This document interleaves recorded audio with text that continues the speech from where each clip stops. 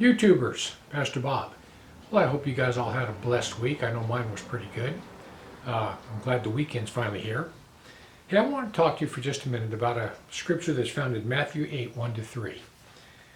And it says, "When he was come down from the mountain, great multitudes followed him. And behold, there came a leper and worshipped him, saying, Lord, if thou will, thou canst make me clean. And Jesus put forth his hand and touched him, saying, I will, be thou clean. And immediately the leprosy left him." You know, a lot of Bible scholars agree that leprosy is like a good type for sin. Leprosy eats away the flesh, and eventually your flesh just starts falling off, and then your fingers start falling off, and it's just horrendously horrible, even to this day. And there's no real cure even to this day. In Jesus' day, the life of a leper was extremely difficult. You couldn't touch anything. You couldn't go in the markets. You couldn't go touch anything in there. You just couldn't touch anything. Anything you touched had to be burned. Couldn't touch anyone. No one touched you. No one wanted anything to do with you.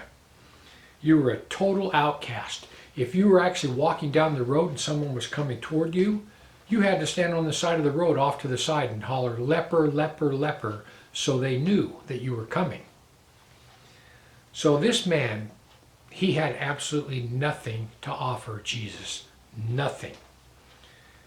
The man knew, though, that Jesus had the power to heal him. He knew that. He obviously saw him maybe heal others. He heard stories about him. He knew what was going on. And he knew exactly what Jesus had the power to do. He plainly stated, "Lord, if thou will, you can make me clean." He was sincere, and here's the key. He asked with his heart, not his mind. He didn't try to bargain with him. He just asked him straight up, "Lord, if you will, you can make me clean." He was totally sincere. He touched the Lord's heart. His heart asked the Lord, and he touched the Lord's heart, and the Lord said, "I will. Be thou clean." It was that easy.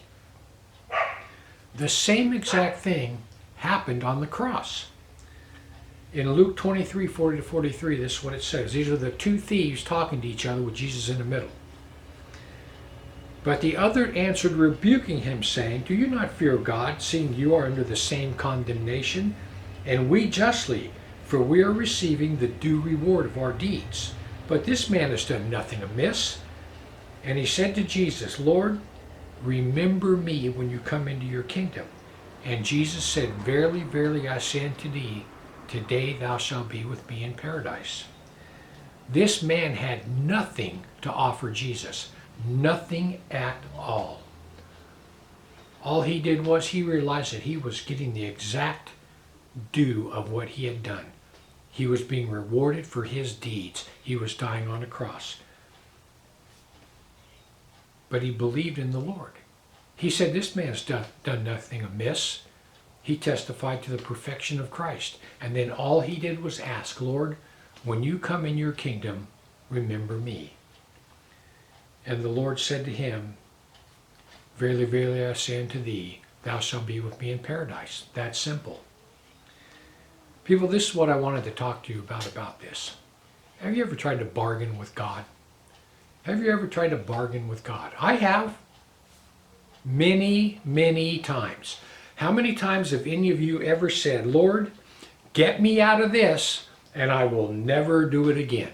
Lord, save me just this once, and I will never do it again"?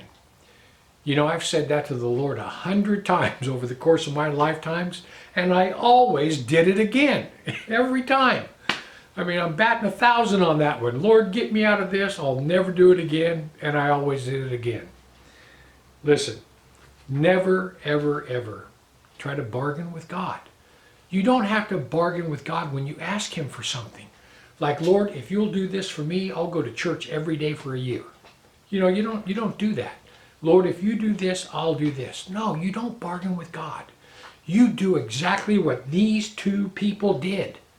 The leper and the thief on the cross. What you do is you just ask God with your heart. Heart to heart. Trying to bargain with God, that's head. That's talking from your head. You have to talk from your heart to heart. When you ask the Lord for anything, remember, you have nothing to offer him. You can't bargain with him because you can't hold your end of it. You simply ask with your heart. And people, when you do that, the Lord answers every prayer. May not be the way you want it answered, may not be in your time frame, but the Lord answers every prayer. Anyway, I just want to give you something to think about. Heaven or hell, you choose. Just remember, once you take your last breath, it's a done deal.